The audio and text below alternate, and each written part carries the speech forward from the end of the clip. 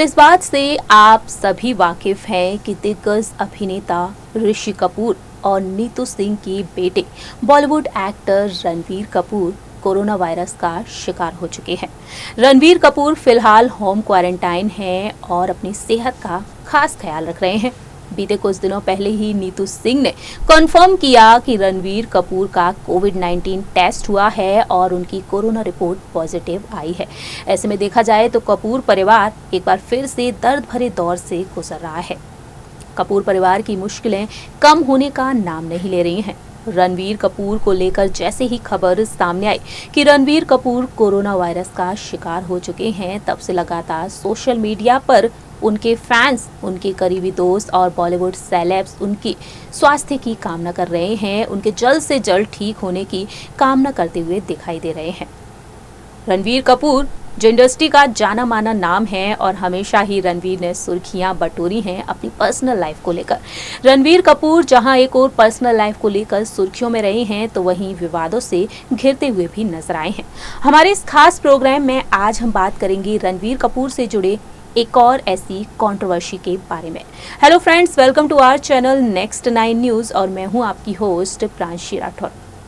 जहां एक और रणबीर इंडस्ट्री का जाना माना नाम है, तो वहीं दूसरी ही तरफ रणबीर कपूर का कई विवादों में नाम भी सामने आया है। रणबीर ने अब तक फिल्म इंडस्ट्री में कई बेहतरीन और सुपरहिट फिल्में दी हैं, तो वहीं अपनी लाइफ में काफी उतार चढ़ाव भी देखते हुए नजर आए हैं। रणबीर कपूर ने बीते साल ही अपने पिता ऋषि कपूर को खो दिया। 30 अप्रैल की सुबह साल 2020 में ऋषि कपूर दुनिया को अलविदा कहकर चले गए। तो वहीं रणबीर अपनी मां नीतू कपूर को संभालते हुए भी नजर आए। ऐसे में देखा जाए तो अब रणबीर कपूर कोरोना वायरस की चपेट में आ चुके हैं और उनकी मां उनके स्वास्थ्य की जानकारी भी देती हुई नजर आ रही हैं सोशल मीडिया पर। इस बीच देखा जाए तो रणबीर की जिंदगी से जुड़े कई पुराने किस्से भी सामने आ रहे हैं। हमारे इस खास प्रोग्राम में हम बात करने जा रहे हैं रणबीर कपूर से जुड़े एक और विवाद के बारे में। देखिए हमारी ये खास रिपोर्ट। बॉलीवुड की फेमस एक्टर रणबीर कपूर को लेकर बीते कुछ दिनों पहले ही खबर सामने आई कि रणबीर भी कोरोना वायरस महामारी का शिकार हो चुके हैं। इस खबर की पुष्टि की थी रणबीर की मां मशहूर अभिनेत्री नीतू सिंह ने। नीतू सिंह ने इंस्टाग्राम पर रणबीर की एक तस्वीर को साझा किया और लिखा, thank you for your concern and your good wishes. Ranbir has tested positive for covid. He is on medication and recovering well. He is in self-quarantine at home and following all precautions. जैसे ही नीतू सिंह ने इस post को share किया तो बॉलीवुड के तमाम celebrities Ranbir को लेकर सलामती की दुआएं मांगते हुए नजर आए। रणबीर कपूर फिलहाल होम क्वारंटाइन है और उनका ट्रीटमेंट भी चल रहा है, लेकिन वहीं दूसरी ही तरफ रणबीर कपूर को लेकर सलामती की दुआएं मांगती हुई देखी गई उनके गर्लफ्रेंड आलिया भट्ट भी। जी हाँ, आलिया भट्ट भी सोशल मीडिया पर काफ़ी एक्टिव रहती हैं और सोशल मीडिया के ज़रिए फैंस से जुड़ी रहती हैं। लेकिन वहीं दूसरी की तरफ देखा जाए तो रणबीर और आलिया की शादी का फैंस बेसब्री से इंतज़ार करते हुए भी नज़र आते हैं। ऐसे में देखा जाए तो रणबीर और आलिया जो चर्चा का विषय बने रहते हैं, तो वहीं रणबीर विवादों से घिरते हुए भी नजर आते हैं। बताना चाहेंगे आपको कि रणबीर कपूर एक वक्त विवादों से घिर गए थे, एक बड़ी मुश्किल में फंस गए थे और उस दौरान रणबीर अपने अपार्टमेंट के चलते बुरी तरह से मुश्किल में फंसते हुए नजर आए थे। दरअसल बताना चाहेंगे आपको कि रणबीर कपूर अपने पिता ऋषि कपूर और नीतू सिंह से अलग एक अपार्टमेंट में भी रहा करते थे और देखा जाए तो रणबीर अपने अपार्टमेंट को लेकर मुसीबत में भी फंसते हुए नजर आए थे। दरअसल रणबीर का पुणे में एक पॉश अपार्टमेंट है जिसे उन्होंने किराए पर दिया हुआ था, लेकिन उसी अपार्टमेंट में किराए पर रहने वाले एक शख्स ने रणबीर कपूर पर 50 लाख का केस भी लगाया था और रणबीर कपूर पर आरोप भी लगाए थे। रणबीर कपूर पर ये केस रेंट एग्रीमेंट के नियमों के हिसाब से ना चलने के लिए किया गया था। दरअसल रिपोर्ट्स के मुताबिक सामने आया था कि रणबीर के अपार्टमेंट में रहने वाली किराएदार थी शीतल सूर्यवंशी जिन्होंने रणवीर पर आरोप लगाया था और कहा था कि रणवीर ने रेंट एग्रीमेंट का टाइम पूरा हुए बिना ही उन्हें घर से निकाल दिया था।